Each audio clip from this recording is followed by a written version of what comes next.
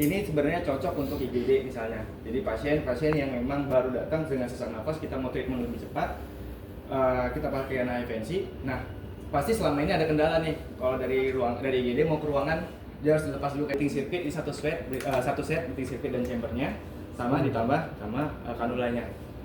Breathing circuit itu berarti sama nggak? Sama yang kedua sama.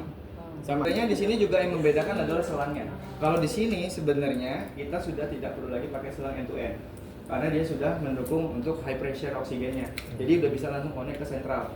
Jadi kalau bisa dilihat ini sudah ada selang CNU-nya, konektor CNU-nya, pressure-nya. Untuk siapa tahu ada kendala dengan sentralnya ataupun memang urgensi perlu tetap pakai yang end to end, kita tetap ada di sini, Bang. Pressure-nya sama bang, antara LPO sama HPO.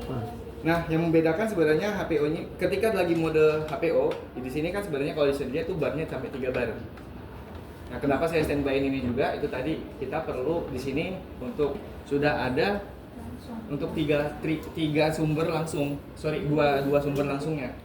Jadi dari oksigen, dari tabung bisa, dari sentral bisa. Nah, ketika memang lagi dibutuhkan karena pressure di sini lebih gede, dia akan nyedot tabung oksigennya duluan. Jadi masih jadi boros kan tabung oksigennya, harusnya bisa untuk urgensi, malah jadi ini sudah touchscreen semua. Android terbaru. Ya. Jadi di sini sebenarnya ada pilihan, apakah ada new patient atau same patient. Ini biasanya new patient mungkin tadi sempat kita lepas dulu karena dia mau CT scan atau apa, jadi sempat kita matiin. Nah, kalau dia same patient, set patient, nah di sini kita confirm aja, dia cuma memastikan untuk disinfeksi. Nah, kalau dilihat ini tampilannya,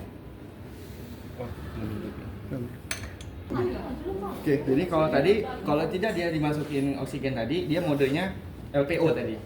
LPO tadi berarti dia pakai selang end to end. Tapi ketika sudah dimasukin pakai oksigen ini dan pakai selang ini, dia langsung berubah jadi HPO. Nah, ketika sudah jadi HPO ini, keunggulannya kita tidak perlu lagi fraksi oksigen, bisa kita atur di sini langsung. Karena dia sudah bisa langsung mengontrol berapa oksigen yang masuk.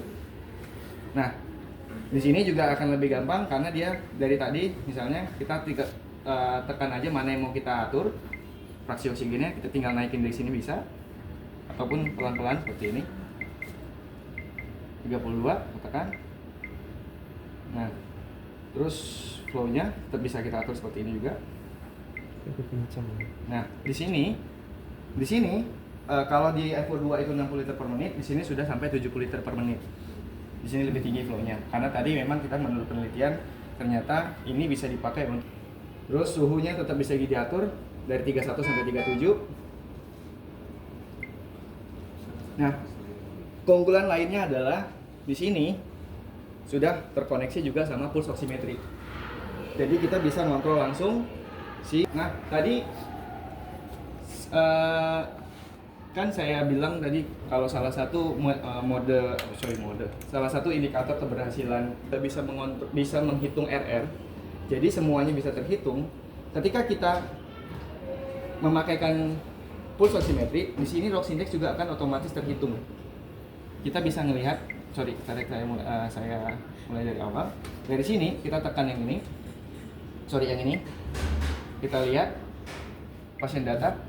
Nah, di sini akan muncul tuh SpO2-nya. Nanti akan terhitung ROX index-nya. Ini kenapa belum muncul? Karena belum dimulai terapinya. Oke, kita coba mulai terapinya. Saya akan berikan contoh.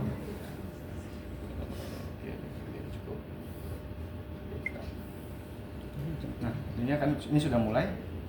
Ini nggak masalah, saya pakai aja. Jangan kok. Nggak apa-apa. Oksigennya Saya udah biasa. Jadi dengan pemakai kanula ini, itu kita bisa si mesinnya langsung akan menghitung RR. Gitu. Ya paling butuh ini lebih baik dia tutup mulut supaya pipnya dapat. Gitu. Airnya. Makanya itu sebenarnya ini nggak masalah, nggak ada ketakutan sebenarnya ini nyaman atau enggak, kaget atau enggak. Kecuali karena saya normal, ini diberikan 60 liter per menit, saya juga pasti akan sesak gitu. Ini ya.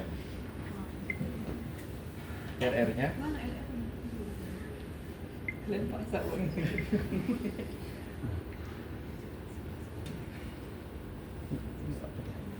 Gue itu tadi karena saya banyak ngomong kali ya.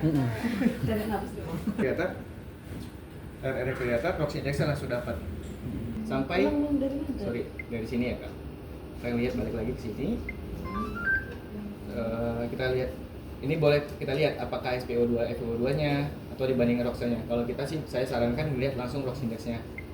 Nah, ini kita bisa melihat bagaimana kurvanya selama dia pemakaian terapi ini. Dan di sini bisa dilihat sampai 1 jam terakhir sampai 12 jam terakhir. Jadi